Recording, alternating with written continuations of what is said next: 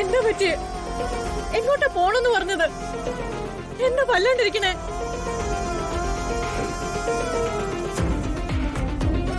രാധിക മോളെ വിളിച്ചിരുന്നു, അങ്ങോട്ട് പോണം. അവിടെ എന്താ?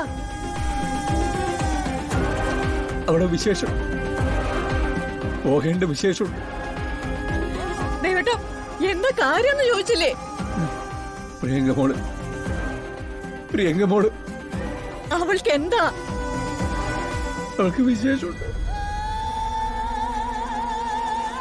അവള് ഗർഭിണിയാ.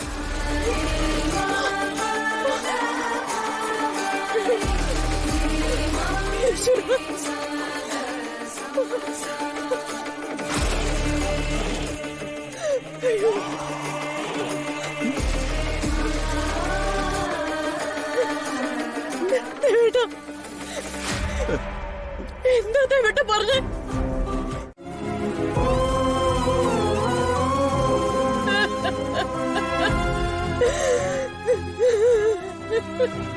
മരണത്തിന്റെ അടുത്ത് വരെ പോയതാ ഞാൻ.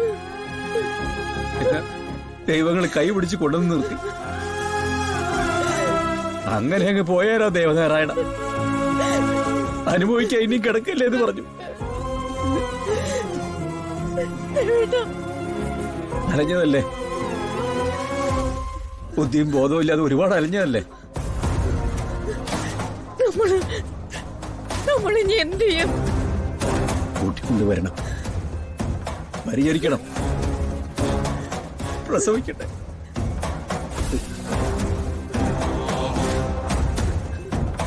അപ്പൂപ്പനും അമ്മൂമ്മയും അവൻ കൊതിയായിരുന്നില്ലേ നമുക്ക്? അതിപ്പോ ഈ വിധത്തിലായി.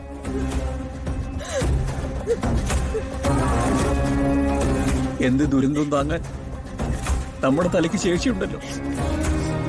പിന്നെന്തിനാ ആ കുടുംബക്കാരെ ബുദ്ധിമുട്ടിക്കുന്നു? പോകണം, പോയി കൂട്ടിക്കൊണ്ടുവരണം. ചോദിക്കുന്നവരോടൊക്കെ പറയാൻ കൊള്ളാവുന്നൊരു കഥ ഉണ്ടാക്കണം. പിടിച്ചു നിൽക്കണ്ടേ? പിടിച്ചു നിന്നല്ലേ പറ്റി.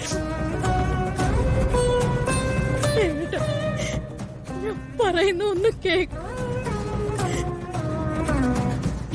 ഇങ്ങനെ ആകാതെ. ഞാൻ ചെയ്ത പാപം എന്താന്ന് എനിക്കറിയില്ല. എന്തിനായി ശിക്ഷ എന്നും അറിയില്ല. പക്ഷെ കൊല്ലുക, ജീവനോടെ കൊല്ലുക.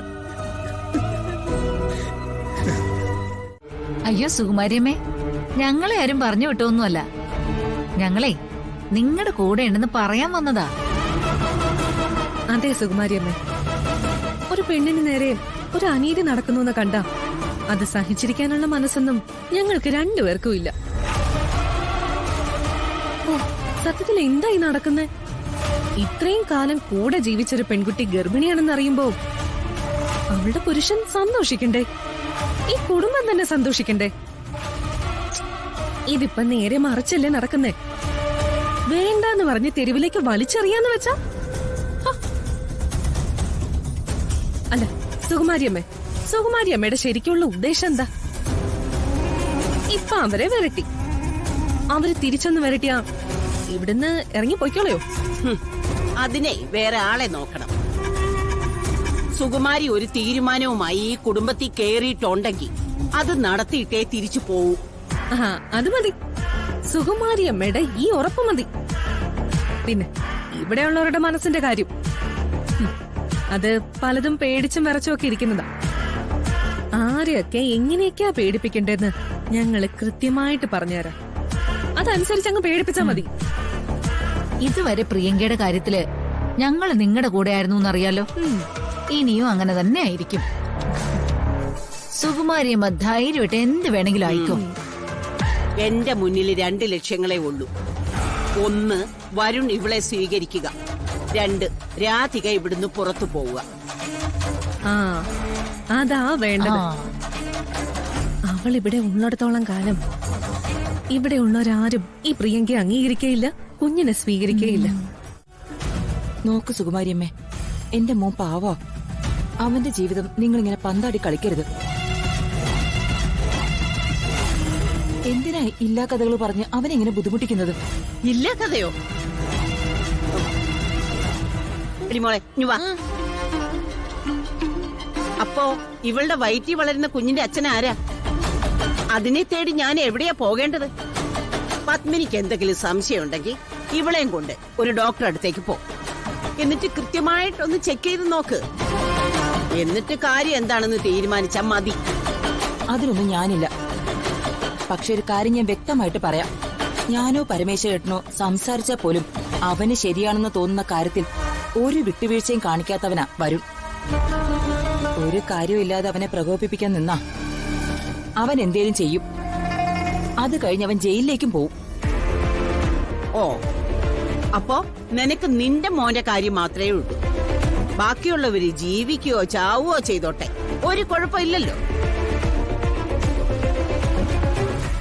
എന്നാ കേട്ടോ, എനിക്ക് എന്റെ കൊച്ചിന്റെ കാര്യമാ പ്രധാനം. മാനസിക നില തെറ്റിയ ഇവള് കയ്യിൽ ഒരു കൊച്ചുമായിട്ട് തെരുവ് തെണ്ടുന്നത് എനിക്ക് കണ്ടു നിൽക്കാൻ പറ്റില്ല.